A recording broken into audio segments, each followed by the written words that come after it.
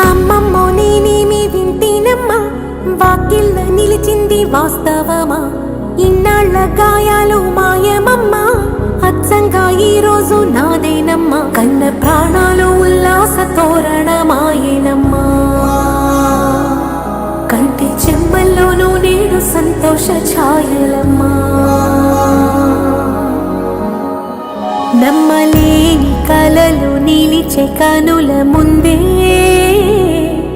ఈ నిజము చూసి కాలమిప్పుడు కథలను అంది.